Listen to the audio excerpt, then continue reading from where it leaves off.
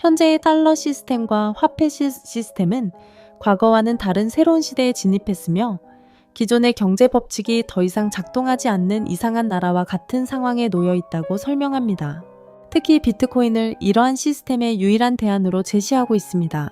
현재 화폐 시스템의 문제점과 변화, 재정 적자와 실업률의 관계 파괴.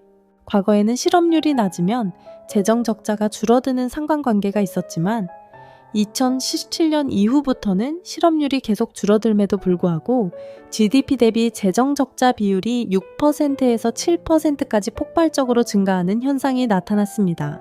이는 팬데믹 이전부터 시작된 구조적인 변화로 과거 수십 년간은 전혀 다른 새로운 시대가 도래했음을 의미합니다. 실질금리와 금값의 관계 파괴. 역사적으로 실질금리와 금값은 강한 역상관관계를 보여왔습니다. 실질금리가 낮아지면 금값이 오르고 높아지면 금값이 내리는 경향이 있었죠. 그러나 2022년부터 이러한 관계가 완전히 깨져 실질금리가 급등했음에도 불구하고 금값은 오히려 더 강하게 오르는 현상이 발생했습니다. 이는 기존과는 다른 환경이 조성되었음을 시사합니다. 정부 부채 증가율의 민간 부채 증가율 상회. 1955년부터 1990년까지는 경기 침체기를 제외하면 대부분 민간 부채 증가율이 정부 부채 증가율보다 높았습니다.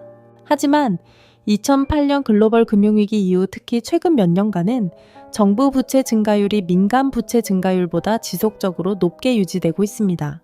이는 코로나 이전부터 지속되었으며 팬데믹 이후에도 여전히 계속되는 현상입니다.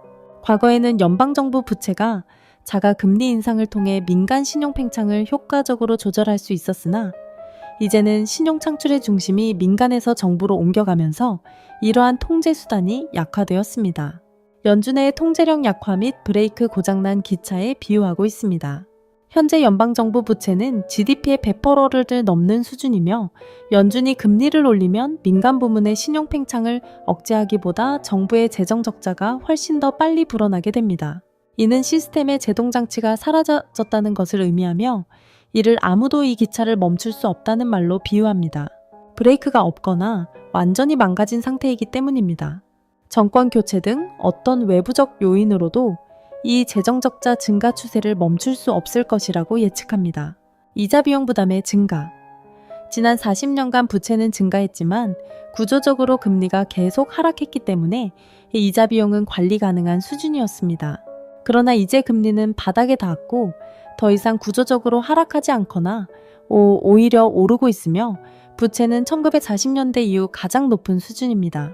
이로 인해 이자 비용이 미국 정부 지출에서 큰 비중을 차지하기 시작했습니다. 금리를 낮추면 희소 자산으로 자금이 몰리고 금리를 높게 유지하면 정부의 이자 부담이 커져 재정 적자가 더 빨리 커지는 딜레마에 빠져 있습니다. 비트코인의 역할과 중요성. 현재 화폐 시스템이 더 이상 정상적으로 작동하지 않으며 각국 정부는 쥐덫에 걸린 생쥐처럼 이 상황에서 벗어나기 위해 돈 찍어내기를 멈추지 않을 것이라고 생각합니다. 이러한 시스템 속에서 개인의 자산과 가족을 지키고 오히려 기회로 삼을 수 있는 유일한 대안으로 비트코인을 제시합니다. 비트코인은 가장 고품질의 희소한 자산으로서 망가진 화폐 시스템 속에서 중요한 역할을 할 것이라고 생각합니다. 많은 사람이 비트코인을 부정적으로 보거나 무관심하지만 이러한 변화의 전조 증상을 무시하면 결국 대참사를 맞이할 수 있다고 경고하며 비트코인에 대한 이해와 학습의 중요성을 인식해야 합니다. 제2기 디지털 자산 부흥 시대를 맞이하고 있습니다. 이제부터 여러분의 자산을 지키기 위해 지속적인 블록체인과 암호화폐 학습이 절실한 시기입니다. 그래서 여러분의 구독과 좋아요는 컨텐츠 발전에 큰 힘이 됩니다. 구독, 좋아요 감사드립니다. 크립토 아카데미 스티브 파르크